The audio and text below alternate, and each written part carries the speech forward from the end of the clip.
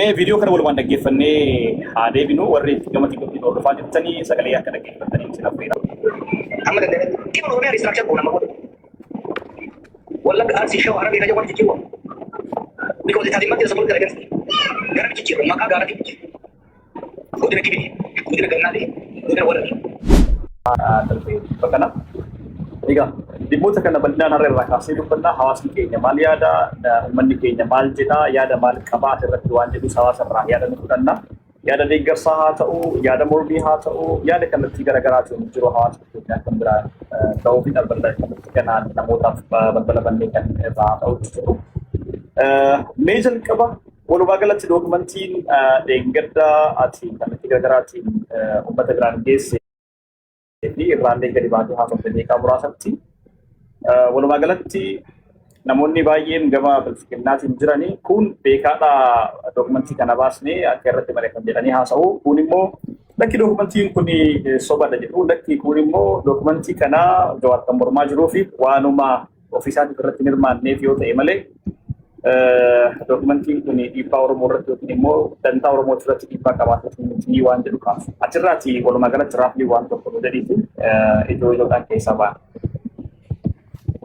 Egaa dookumentii lama kan dhiyaate dookumentiin tokko ka ifatti baafne ka Oromiyaa bifa haaraan bulchiinsa naannoo Oromiyaa caasaa haaraan ijaarra kan jedhu kan lammaffaa ka ejjennoo paartii bilchiginnaa qabatee marii biyyoolessaa irratti dhiyaachuudhaaf jedhamee kan Adaamaatti koreen hojiraa wajji koreen giddu galeessaa paartichaa irratti mari'achuudhaaf mariidhaaf dhiyaate lama. Beekati isaa erganii osoo hin beekne isaa erganii maaliif hin hirmaanneef illee haa taatu there is a public interest. Kun waan hiree uummata miliyoona isaan miliyoona 44 jedhanii gariin miliyoona 60 somewhere around there hiree akka uummata Oromootti hiree uummata ammaas akka uummata Itoophiyaatti hiree uummata miliyoona 130 olii affect waan godhuuf irratti mari'atamuu qaba. There is overwhelming public interest in this document. Kan itti argadhee fi maali isaan qoratanii irraa ga'anii garuu akka malee illee haa dhufu dhimmoonni as keessatti hammataman akeeka imala qabsoo uummata Oromootii fi uummatoota Itoophiyaa waggoota 50-60 dabran deeman irratti jijjiirama guddaa kan fidudha. Hiree biyyi tun gara fuulduraa uummanni kun gara fuulduraa qabu irratti dhiibbaa guddaa kan qabudha. Pozitiif ta'uu danda'a, negatiif ta'uu danda'a. Irratti mari'achuun dirqama. Amalli imaammataa fi hin dhagamu sirriitti hin dhagamu.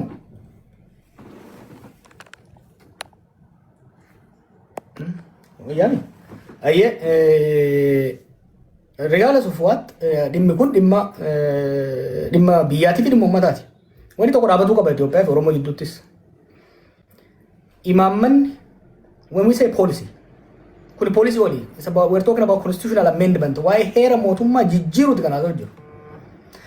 Heerri mootummaa wixineen dhiyaatee sadarkaa adda addatti uummanni bulleessee irratti wal falmee irratti walii galee irratti tadaraadareeti kan gara seeratti jijjiiramuu qabu. Waan paartiin tokko koree jiddu galeessaa isaatitti icciitiin dhandhaaree biyya irratti fe'uu danda'u miti jechuudha. Duraan akkana danda'amuu ni danda'ama amma garuu hin danda'amu. Bara teknooloojiin jabaate kanatti bara dammaqinni keessattuu mooraa siyaasaa Oromoo hedduu ol ka'e kana keessatti icciitiidhaan waan tokko dhandhaarree icciitiidhaan bilcheessinee itti feena taanaan waan hin taane jechuudha. Kanaaf irratti mari'atuun barbaachisaadha. Anis saniifin fuudhee dhiyeessee akkuma yaadatu hoggaan dhiyeessu toltu famtuu salleen dhiyeessine qabxiilee 4 gurguddoo irratti yaadni dhiyaatee jira. Constitutional amendment akka heera jijjiiruu irratti tokkoffaan waa'ee federaalizimiin amma jiru kasabdaneessaa kun akka jijjiiramu yaadni dhiyaatee jira. Lafti hanga ammatti bara baaroo tumsaatiif zagayyaas fa'aa irraa kaasee hanga ammatti mootummaan lafti kan mootummaaf kan uummataati yaadu jiru ture. San keessa darbamee argamu akka lafti kan dhuunfaa akka taatuu fi meeshaa mala walitti akka gurguramu akka dandeessu piraayivetaayis akka taatu yaani jedhee dhufee jira.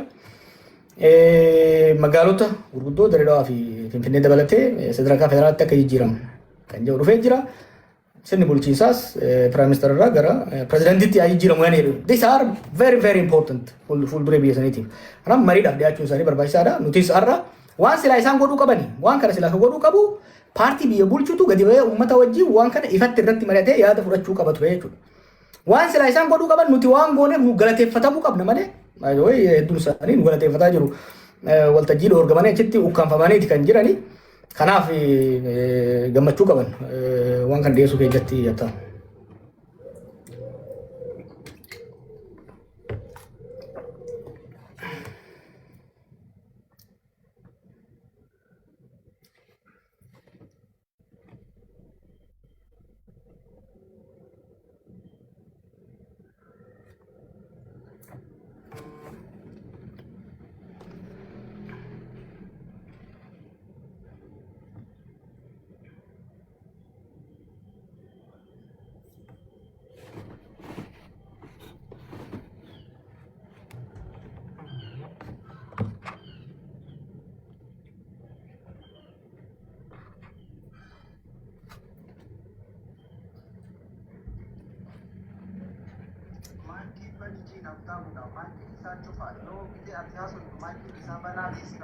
Jedhu kuni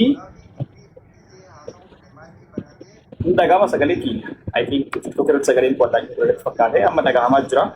Kanatu miyuut godhee ture dhiifamaa keessatti jeeqnee fi of kalcha warri gama TikTokiin hordofaa jirtanii sagaleen gamaa gamanaa abboolatti dhufe akka walirra kunnee fi miyuut godhee ture dagadhee gaafii tokkoon kaasaa fi jiru obbo Jawaarii namoonni gama kanaan hordoftanis akka dhaggeeffatanii fi ajandaalee ijoo afran kan keessaa waa'ee lafaati irratti qabxii ijoo si taasisuu barbaada.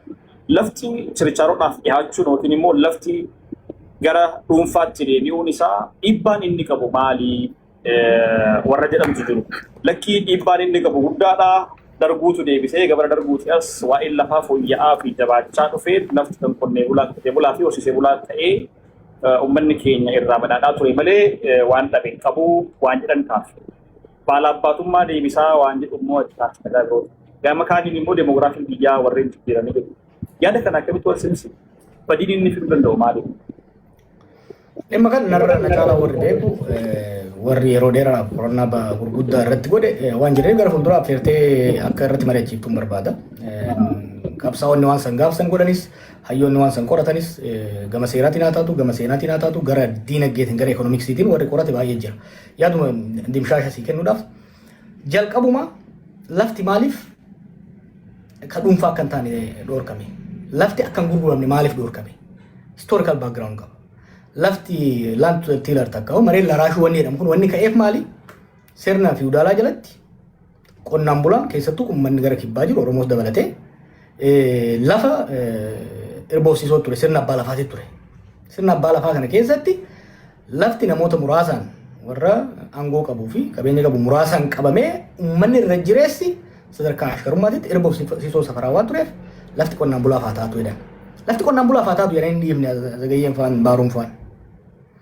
Qonnaan bulaan kuni seeraan lafa kennitee fi yoo calliftee itti dhiifte dureessi kaleessa saameetis maal godhees callaa harkatti qabate yoo qonnaan bulaan kun akka gurguru hayyamtuuf taate bifa adda addaatiin gaafa qonnaan bulaan kun waan adda addaatiin rakkate lafa kana deebisee mallaquma kaleessa saamee kiisha kaayattisaniin deebisee fudhachuudhaan qonnaan bulaa kana ciisanyuma kaleessatitti deebisa. Lafti qabsoo guddaadhaan harka qonnaan bulaa seente sun deebitee baatiidha. Okay. Sanii as jijjiiramni gurguddaan dhufee jira. Itoophiyaan, Oromiyaan sadarkaa lafti odoo kan dhuunfaa taatu taate qonnaan bulaan hin miidhamne irra geenye irraa kan kun mari'atamuu danda'uu qaba. Yaada kana yaada gaafa gaaddisa hooggansa Oromoo irra turre mariidhaaf akka dhiyaatu akka yaadaatti abii dhiyeessaa ture. Hayyoonni gurguddaan hoogganoonni keenya bakka jiranitti jechuudha. Odoo wanti sana hin gahin wanti sun diigame jechuudha. Kun silaa bullaa'ee mari'atamuu qabu ture akka hayyoota biyyaatti akka hooggansa siyaasaatitti. Maal ta'uuf deema sitti fakkaate akka amma laallutti fakkeenyaa fi maqaa liizii jedhuun maal taate wayyaanee jalatti warra wayyaanee seera mootummaa godhan lafti akka hin gurguramne godhan. Haa ta'u garuu luuppoolii itti fayyadamuudhaan maqaa liizii jedhuun lafa naannawa magaalaa naannawa Finfinnee naannawa Adaamaa jiru kana mootummaan qonnaan bulaa irraa fuudhee gurguraa ture. Imagine yoo bilisa kan gootu taate waan waggoota 20 kana qonnaan bulaa Finfinnee naannoo saniitti irra ta'e sadarkaa Oromiyaatti maltiplaa godhuu deemtaa jechuudha. Sadarkaa baadiyyaatti dhalatteetitti. Haga ammaa kan mootummaan gurgurachaa jiru, daldalli gurgurachaa jiru lafa magaalaa mana irratti ijaaruudhaaf, warshaa irratti ijaaruudhaaf kan gurguramaa jiru. Lafa baadiyyaa gaafa akka gurguramu kan hayyamtu taate qonnaan bulaan xindii takka xindii lama qabu kuni hiree akkamii qaba ka jedhu waan irratti mari'atamuu qabu. Waan qorannaa guddaa gaafatu, waan marii guddaa, dibeet guddaa gaafatudha. Ani akka jennaatti maan dhufin ka jedhu miti. Garuu osoo hin bullaayin iccitiidhaan galma keessatti bilbila namoota irraa guuranii Republikaan gaardiidhaan marsiisanii mariin goone jedhanii istaamma chaappaa irratti dhahanii deemuudhaaf deeman kun dogongora guddaadha yaadeen qaba.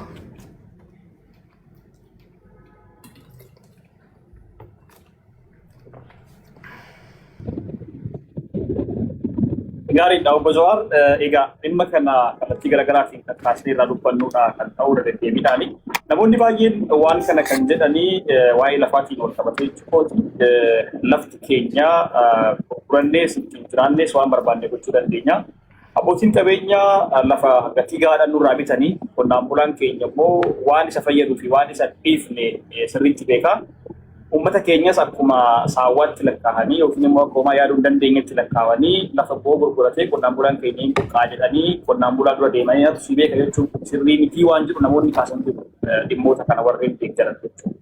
Nama keenya akkuma homaa ayyaannetti lafa taasisi gaafa barbaade gadi baasee gurgurachuu qaama danda'u godhanii dhiyeessuun kuni sirrii mitii hanga sirrii dirqiidhaan lafa qotee bulaa irraa fuudhee gurguruutti ce'u labsabilitti qotee bulaan waan isa fayyadu qoonqoo ijoollee isaa cufee lafa gurguruutti ce'uu waan jedhu kaasu. Mormii kanaaf deebii maali? Agarreerra barraan of Finfinneetitti. Keessattuu eega sirni kun dhufee booda maali kan jedhame. Falmiin ture qonnaan buloonni Finfinnee keessa jiranii fi naannoo Finfinnee keessa jiran lafti haga tokko kennamuufii qaba jedhamee nabbaar itootaa maal waan jedhan tokko dhufee ture yaadatta. Dallaalli maal godhee uummata kanarra deeme yoo mootummaan irraa saamuu gaafa dhoorginu dallaalli irra deeme gatii rakishaan akka gurguratan godhe. We have seen it. Maaliif namni biyya keenya hiyyeessa. Maallaqa xiqqoo yoo bira kan qabdu taate gaafa rakkate rakkoo adda addaa keessa seensanii araada adda addaa keessa seensanii bifa adda addaatiin saamame naannoo Finfinneetti practically agarree jirra. Izeera gaarantii wanni kun boqojjiitti akka hin taane, izeera gaarantii kun dambidoollotti akka hin taane, baaletti roobetti akka hin taane gaarantii qabna. Waa'ee uummata tuffachuu sana osoo hin ta'in uummata sossobanii kan yaaduu qabnu dureeyyii biyya keenyaa qofa miti. Seerri takka baatee bara dabre yaadatta irraa soofnee turre. Seerri lammiileen biyya alaa qabeenya horachuu danda'an jedhu. Arabni dhufee lafa teenya irraa guurratee yoo deeme yoo warri Imireet. Riskiin isaa sirriitti assas godhamee jira kan jedhu irratti ilaaluudha. Yaadni amma ati kaafte bareedaadha. Ushu dibeettaati. Qonnaan bulaan keenya sadarkaan konfidensii isaa, sadarkaan bilchina isaa, sadarkaan security isaa bakka yoo fedhellee yoo karaa taate lafa qindii isaa gurguratee hin deemu. Kanaafuu eegumsa mootummaa isa hin barbaachisu. Eegumsa heeraaf seeraa isa hin barbaachisu. Lafa isaa yeroo barbaadetti haa gurguratu yaadni jedhu sanii nu baasamu hin baasu kan jedhu ammas konkuluud godhuun barbaadu dhaga'uun barbaada an ogeessa lafaatii miti. Ogeessota dhaggeeffachuun barbaada. Wanni hanga ammaa Itoophiyaa fi biyyoota biraa irratti namoonni qoratan kanan laalee garuu sadarkaa sanitti waan konfidensii naa kennu miti. Hayyoota birootis kanaan wal qabatee hayyoota birootis kallattii garaagaraatiin kan irratti affeerree irratti mari'ataa egaa namoonni baay'een dhimma kanarratti yaada kennan akka jiran keenyatti namoota kanaa keessatti baay'ee wadaa isinii galuu barbaadna daawwachiisuu keenya. Kanaan wal qabatee viidiyoo tokko si agarsiiseen gaafii si gaafadhaa Jawaar. Viidiyoon kun direct sumaan wal qabataa viidiyoo kanarratti waan ati dubbattu jira. Viidiyoo kanaan wal qabatee wanta dhibbana bahan kana keessaati wanta dhimma dirree dhawaa ijoolleen dirree dhawaa shawwadame wal dha'utu jira. Egaa mee viidiyoo kana walumaan dhaggeeffannee haa deebinu warri gama TikTokii hordofaa jirtanii sagalee akka dhaggeeffattanii isin affeera. Viidiyoo dheeraadha. Kallattii garaagaraatti iddoo garaagaraatti dubbattee ani magaalumaan jirutti kan dubbattee fudhadhe keessaa sanuma mee haa dhaggeeffannu. Sponsor. Namni gosa fiide wayyaan irraa sharrii baratteeti irra baratte. Waa jaaruu hin dandeenyu, waa diiguu, waa balleessu. Bidontu wayyaan itti argatee jenneemi jedhan sheeytaana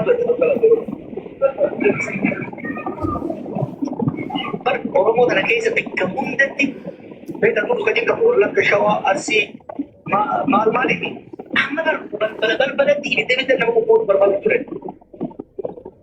Kanaaf irree waa'ee abooshaa sana iseen gaddaa isiniin jedhe. Hamma dandeessanitti abooshaa kanaas hamma dandeessanitti gosarraa baasa maqaasi. Abooshaa Aramaa jaan abooshaa alaati. Abooshaa Gaara Cilaaloo jaan abooshaa Sheedamaatiif. Hamma dandeessanitti dhimma Oromiyaa riistiraakchar goona amma booda. Wallagga Arsii Shawaa Harargee kan jedhu jijjiiruu. Because it has emerged as a political identity. Gara jijjiirru maqaa gaaraatiif jijjiirru. Godina Gibee, godina Gannaalee, godina Walalee. These artificial things politically emerge with it. Godina Arsii kan jedhu jijjiirru maqaa gosaatii fi maqaa political identity uummata kana jijjiirru. Viidiyoon kee kanadha. Namoonni baay'een viidiyoo kana hin argatanii naaf danda'a. Gama keenyaanis achirraa argachuu danda'u. Timba kana gola jedhanii wanti isaan gadi baasan kuni kanaa wal fakkaata. Kana duras iddoo biraatti kuni dhiyeenyadha kan dubbatte. Kana duras bara 4-5 dura waan kana dubbatte. Har'a maaliif mormitaa namoonni jedhanii viidiyoo kana gadi baasanis gaafatanii dhimma golaatiin wal qabsiistee wanta taasifte kunii fi wanti amma gadi ba'e kun garaagarummaan isaa maali? Ati maal jechuu barbaadde isaan maal fidanii jennaan mormuutti fi gaaffii yeroo si kaafuu barbaadde. Laal maal seete sababa qoccoola qabsoo Oromoo keessa turerraa qabsoon laaffatuun naafatuun irraa kan ka'e murnummaan biqilte. Murnummaan kun immoo bifa gandaa bifa naannummaa kana qabachaa eegalte bara wajjuma dhalte jechuu dandeessa. Kan irratti yeroo baay'een dubbachaa ture. Rakkoo gandummaan ture isaa eegaltee akkamii as geesse balaan isii maali akkamii irraa naka jedhu.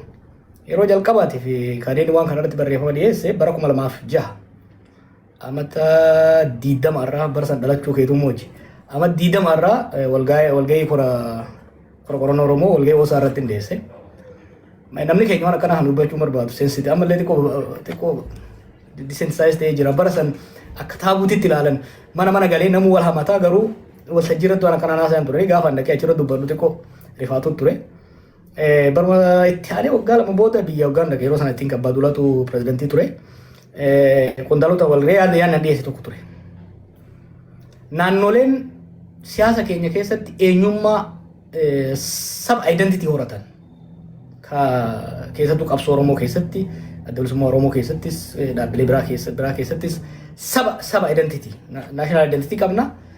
Parochial yookiin immoo localized identity qabatanii collective identity keenya wajjin wal dorgomuu eegalan jiru.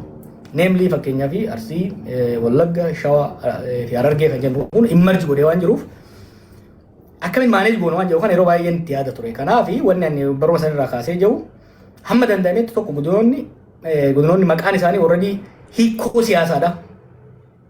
Hiikoo bulchiinsaa bira dabree, hiikoo ji'oogiraafii bira dabree, hiikoo siyaasaa horatan maqaa sana irraa odoo jijjiirre.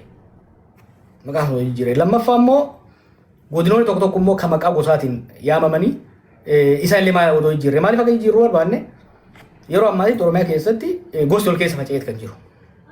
Gosti ol keessa faca'ee waan jiruuf aanaan tokko yookiin immoo godinni tokko waggaa maqaa gosa tokkootiin kan yaamamu taate in and out group uuma. Kiyyaaf keessummaa uuma. Qabsoo sabaa tokko keessatti wanni godhamuu qabu eega gita bittaa alagaa irraa baate booda tokko imallummaan qabsoo sanuu ka uummata keenya walitti naqu. Hojiin qabsoo Oromoo sana bakka afuritti gulantaa bira dabarree amma 5ffaa jirra jee hoggaan dubbaduu adda addaa ture boqonnaalee 5 kana. revival, reconstruction, implementation and ascendance to power, amma more democratization ka jenne hana. Keessattuu gaafa democratization itti kennu, democratization need to speed up integration. Nation building, biyya jaaraa, uummata jaaraa waan jirruuf, Oromoon tun across religion, across clan, walitti makamaa, integrate ta'aa akka deemu. Aadaa balanni isaa wal keessa makamaa, wal hidhataa, addaan fagaataa, gola golaan godinaan amantiin osoo hin taane wal keessa akka maku gochuu barbaachisaadha jechuudha. Fakkeenyaaf Taaddasa Birruufaa wanni dheeraa dhaqanii Islaama Kiristaana waliin qalchiisanii nyaachisan it is that was the beginning of integration. Yeah? So wanni an amma I think Calgary bakka tokkotti waan akkasii haasayaa ture. Wanni an jechaa ture waa lama. Tokko maqaalee godinaalee gosaan jiranii fi eenyummaa siyaasaa horatan kan maqaalee san jijjiiru. Lammaffaa caaseeffamu kanaa'u wal keessa lallaaquu nu barbaachisa. Maaliif dhiyeenya kana bar dubbiin daangaa maal fakkeenyaaf ciqiciqii godina Booranaa godina Gujii jidduutti uumame as gara Harargee keessatti illee wanni jijjiira gara Arsii Shawaa jidduu wanni uumamaa dhufe tokko ni jira. Kana dhaamsuudhaaf restructure godhu. Laal warri wayyaanee nu sharranyaadha. Gaafa sirna federaalizimii dhaabdu godina naannoo isii Daboob zoon, Sameen zoon, Miraab zoon jettee keessa. Keenya garuu akkuma sirna gita biddaa duriitirra dhaalteetti itti fufsiifte jechuudha. Nummoo kana restructure godhuu qabnaadha. So restructure godhuu qabnu hoggaan jedhu maqaa jijjiiru caaseeffama kanammoo wal keessa dha'u. Jarri kun maal godhee faallaa waan an jedhu godhan. Faallaa waan an jedhu maal wanni an jechaa jiru. Godinoon kana diinee wal keessa makuu qabna. Diinee wal keessa makuu isaanoo maal godhan bakka Haayila Sillaasee fi Mangistuutti deebisan. Wallaggaan akka walitti ijaaramu Arsiin warri gosa Arsii gosa tokko bakka tokkotti bulchiin tokko isa akka seenu warri Shawaa jedhamu gara tokkotti akka ijaaramu warri Harargee jedhamu gara tokkotti akka ijaaramu. The exact opposite of what need to be done at this stage of our national struggle. Sadarkaa kanatti wanti godhamuu qabu akkasii miti. Ani godinni maa diigamee miti godinni sirna heera mootummaa keessa hin jiru jijjiiruu ni dandeessa. Aanaas akka feetan restructure godhaa deemuu dandeessa. Wanni restructure godhuun waa lama gargaaruu qaba haftaamu. Waa lama. Tokko ajandaa biyyoolessaa, ajandaa biyya jaaru, Oromiyaa cimsu, tokkummaa uummata kanaa cimsu, political agenda keenya tarkaanfachuu we have a political agenda as a nation. Political projectii san cimsuu qaba. Lama efficiency, administrative efficiency takkaahu bulchiinsa saffisaa, tajaajila saffisaa uummataaf kennu irratti. Wanti amma isaan gola jedhan kuni gara lachuunu gadi baanee akka nutti haasaniin barbaada. Barreeffama sallaaleetiin jira. Wanni gola jedhan kuni wanni inni fayyadu argaan jiru tokko political integration ka jennuun uummata keenya wal keessa laaquu walitti hidhata uummata keenya daangaa alagaanii fi nummaan immoo qabsoo keessaa fi qabsoo asitti illee uumne kana daangaa kana daakuu qabna jechuudha. The ever solidifying borders between our people need to go away. Daangaa kana kan diigoo osoo hin ta'in kan inumaayyuu heeraaf seera kenneefi diinagdee kenneefi Wallagga qofatti gurmeessu, Shawaa qofatti gurmeessu, Arsii qofatti gurmeessudha. This is extremely dangerous. Yoo kaayyoonsa uummata Oromoo kan tokkummaa isaa cimsuudhaaf walitti naqanne isaa kan cimsuudhaaf kan deemu taate kuni bu'aa faallaa qaba. Oromoo kan addaan fageessudha. Lammaffaa administrative yoo kan laalle taate immoo uummanni amma yeroo baay'ee godina gaafata. Maaliif godina gaafata? Fakkeenya maaliif Baaleen Bahaa uumame? Baaleen Bahaa kan uumame uummanni Baalee baddaa waan jibbeef miti. Uummanni madda walaabuu Rooben irraa fagaattee dheet kan achi takka uumamuuf barbaade. Gaafa gola jootee immoo gurguddaa kana uumtu it also defeat the purpose of administrative efficiency. Amma warri madda walaabuu qarqara Baalee Bahaa suni Shaashamannee dhufuu edaa jechuudha. Kuni administrative efficiency illee fayyadu. Political program jechuun political agenda keenyas political agenda ugaa jedhu politika saba Oromoo kana kan wal qabate ka tokkummaan isaa cimee jaaruudha hin fayyadu. Administrative efficiency illee hin fayyadu. Wanni waan kana irratti waan kana kan dhagee keessan barreessee hin ture. Wanni gadi bahee dubbadheef wal cinaa waan biraatiin dhufe. Yaanni federalizimii sabdaneessaa kana diinee federalizimii ji'oogiraafiitti goona kan jedhan kan amma dura deemaanii turan sunis saniif haala mijeessuu fakkaata kun. Maaltu kana wal qabatee dhufetti fakkaate? Dur naannoo uumuudhaaf akka heera mootummaatti naannoon tokko bakka lamatti bakka kuusaa taatu walitti bakka ofiisaa taatu haaraan uumamuudhaaf gaafiin House of Federation dhiyaatee House of Federation mari'atee ayyama kennee referendamiin godhee achi booda paarlaamaa dhufee approve godhee kan deemamu. Amma maal jedhame gaafiin paarlaamaa hin dhiyaata. Paarlaamaan sagalee wayyaa baanii dabarsaa pirezidaantiin mallatteessaa period. Kuni by the way Oromoo qofaaf miti. Saboota biraa keessatti illee jeequmsa guddaa waan kaasudha. Waan yoo kan itti deemu mul'ee taate sirriitti bulleeffamee pros and cons miidhaa faayidaan isaa sirriitti ilaalamu qabu jechuudha. Dansa egaa gama kanaan gaafiin tokko kan ka'u walumaa galatti gola kan jedhamu kuni namoonni kuni Oromiyaa bittinsuudhaaf carraa kanatti yoo fayyadamne gaariidha waan jedhan kaasu. Gama kaaniin immoo lakkii bulchiinsa kallattii garaagaraatiin jiraatudha. Oromiyaan biyya ta'uudhaafuu bu'uura jalqabaa kan buusuudha. Bolloonni amma ijaaraman kuni akka naannootti guddatanii Oromiyaan akka biyyaattu yoo yaadamte maqaan Oromiyaa jedhamu kun jiraatee naannoon achi keessatti jiraatu akkuma amma naannoon kawai biyyattii Itoophiyaa jedhamu keessa jirutti Oromiyaa gara biyyaatti geessuudhaaf baay'ee tajaajila guddaa qabaata. Maaliif jeeqamaa namni fi maaliif kana wajjin dhiphataa kan jedhan kun immoo lakkii identitii tokkummaa Oromummaadhaa sana balleessanii golaan qoodanii bolonni kun Oromiyaa keessaa ba'anii naannoo gaafa ta'anii tokkummaa Oromummaa fi eenyummaa Oromummaa sana bittinsuutti kan deemaa jirudha garee kallattiin kun kan jedhamudha.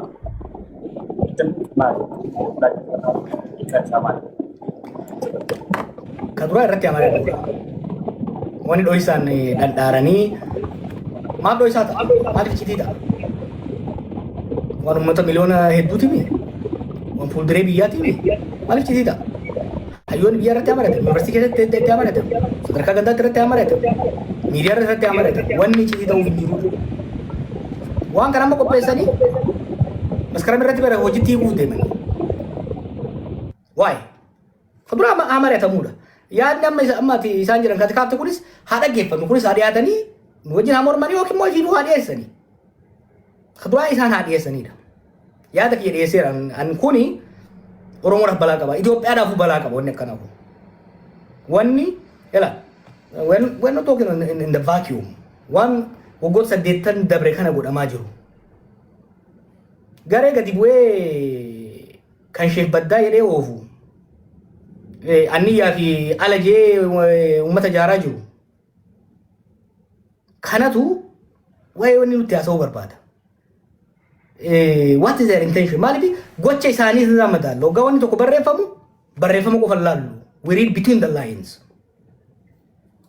Wanni guddaan isaan godhaa turan Oromoo jidduuttis haa ta'u saba salammoota jidduutti jeequmsa uummata kan turan. Amma akka ajandaatti gaaf dura gadaa baasan irra mari'anna. Wanni amma national dialogue ajandaa jedhanii baasan summii baay'ee of keessaa qaba. Waa'ee daangaalee waan jedhan gaafilee fakkeenya Sidaamaa fi Oromoo walitti buusu waan danda'an jira. Somaalee wajjin walitti buusu Oromoo daangaa hunda walitti buusu uummata kaan wajjin walitti buusu waan qaqqabanii jira. San itti dhufna. Ammaaf garuu wanni jijjiirama Oromiyaa irratti illee Itoophiyaa irratti godhamuudha yaadamu iccitiin ta'uu qabu. It should be open for public discourse. Wanti kuni Oromiyaa golaan ijaaruuni Oromummaa ni cimsaa. Tokkummaaf nagaa Oromoo ni cimsaa. Administrative efficiency takkaahu kenniinsa tajaajilaa uummata bira dhaqqabu irratti ni fooyyessa. Misooma ni saffisiisa hunoo kanaan takka 2-3 jedhanii daataadhaan nu agarsiisuu qabanidha.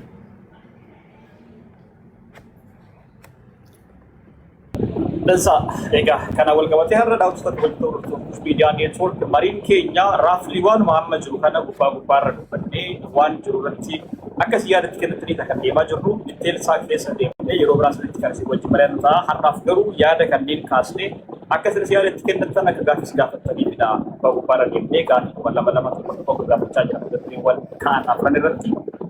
Obbo Joon ammas mata duree birootis keessa akkuma duratti jennee gara hawaasaatti deemna waan ta'eef marii hawaasaatti deemna waan ta'eef hawaasni akka yaadatti kennatu gaafii gaafatu.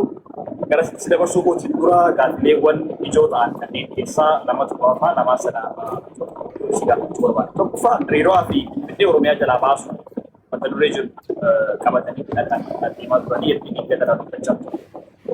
Namoonni kun hariiroo fi Finfinnee Oromiyaa jalaa ba'uun isaanii naannawa Oromoo naannawa sana jirus magaalatti galchanii sabni tokko magaalota kanneen keessatti Oromoo doomineet ta'uudhaan ta'ameetidha kan deemaa jiru. Demoogiraafii magaalaa jijjiiruu irratti bu'aa guddaan qabu. Fakkeenyaaf Finfinneen Shaggar dabalatee yoo akka naannootti ijaaramte Oromoo olaantummaa qabaataa magaalaa sana bulchuus abbaa biyyummaa itti gaafachuufis rakkoon qabu Dirreedawaan akkasuma kan dura kan Somaalee wajjin san uummanni godhamaa ture kan Somaalee wajjin naannoo sana kan jiru hawaasni yeroo dabalamee naannoo ta'ee Oromummaa keessatti kan ibsaa olaantummaa Oromoo fa'aa gaafiin abbaa biyyummaa kan Oromoo dabalatu warreen jedhanii kaasan especially warreen dokumentii kana deeggaranii fi mootummaatti jiran gaafii ijoon isaan kaasan. Ati immoo deeggarda Oromiyaa gargar qooduu fi jiruu fi keessa ajandaan kanadhaa Oromoo cimaadhaan ibsaa ture. Yaada kana akka konsepsibsi.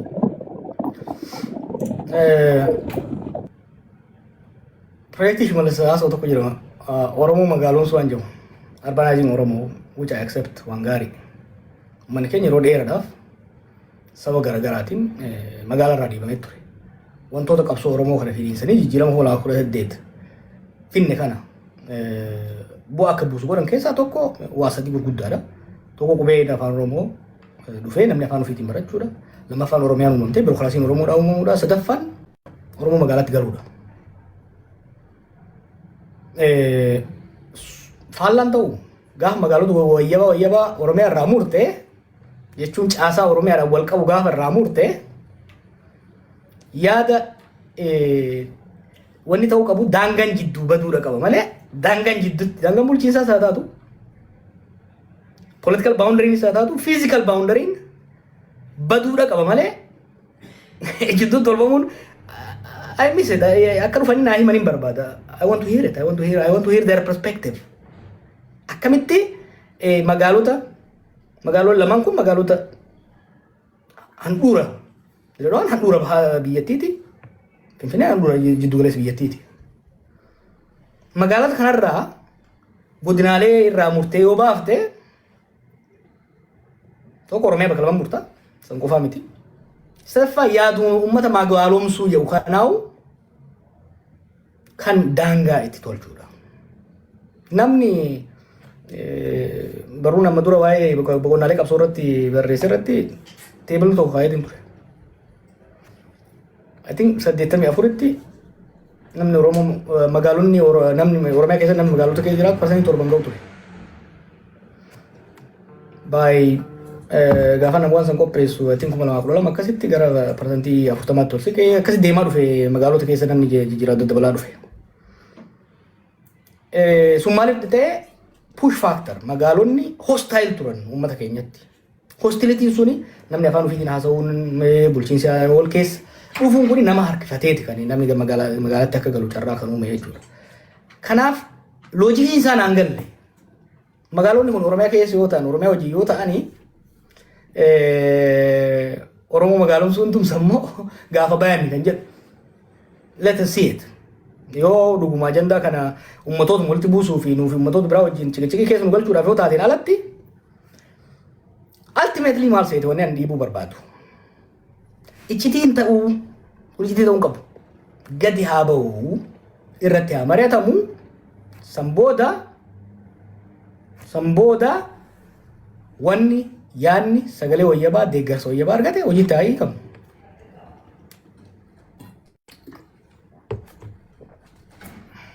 Egaa kana amma eega jennee booda akkuma duratti jedhee marii hawaasaatti ce'uudhaaf jirra. Hawaasa keenya sagalee dhaggeeffatu irraa asii godhuuf jirra.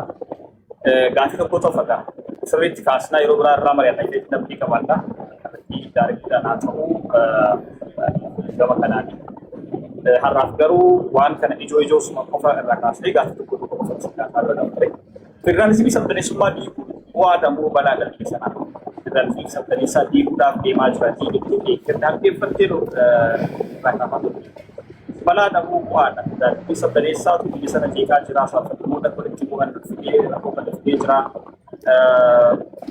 Federalizimii sabdaneessaatu